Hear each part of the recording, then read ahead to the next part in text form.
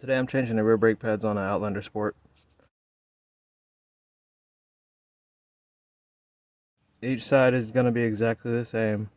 I'm going to show you step by step how to do this. You need a 14mm wrench for the bolts for the caliper.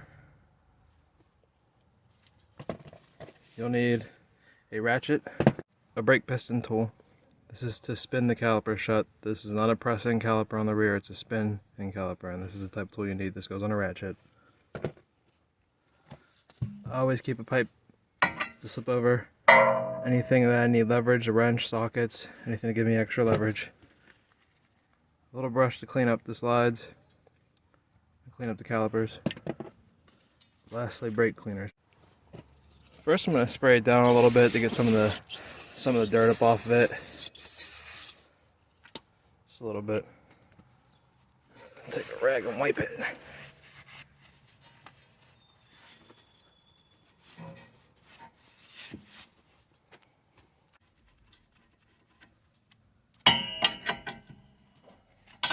I already broke them loose, each side.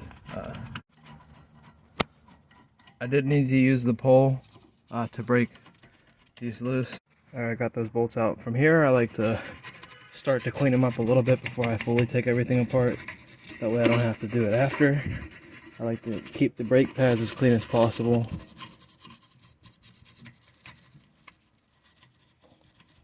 One way to prevent old dust from getting on a new brake pad is to clean up the calipers. Also, keeps these in better condition for longer.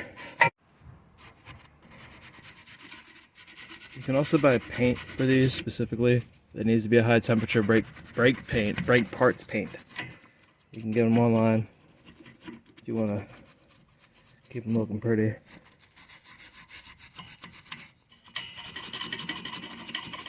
Alright, I'm going to take this off now, spray stuff down and get these old pads off.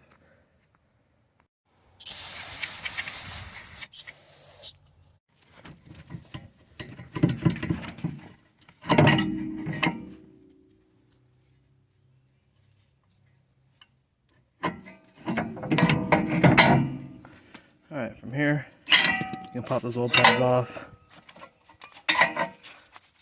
Make sure that pin's in the inside facing down.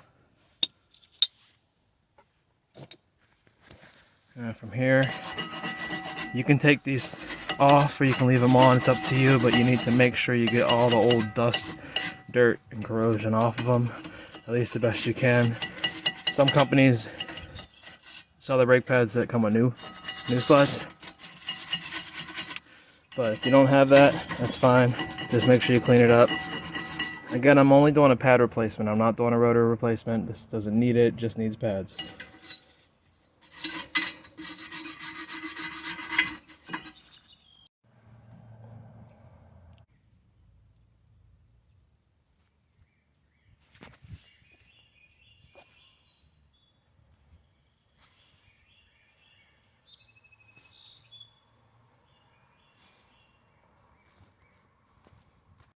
Alright, after you get the piston closed, it's time to put the new brake pads on. If you didn't know, I forgot to mention earlier, you do have to grease your new brake pads so that they slide properly. You can get brake grease at any auto parts store, you can even get it online. This is how I do it.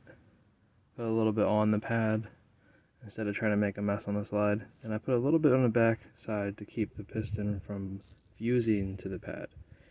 You do not want that to happen. You're going to grease the inside pad, which is this one, like this, and the outside pad the same way. I'm going to put these on now. Got the new pads on. Don't be afraid to grease it. Just don't get it on the pad. And if you do, it's not the end of the road. Just try to wipe it off. Alright, lastly, around the seal of this piston, I'm going to add some grease to keep that rubber in good condition. And then you put the caliper back on and tighten the bolts. Lastly, you're going to tighten these up. It's a 14mm wrench. Again,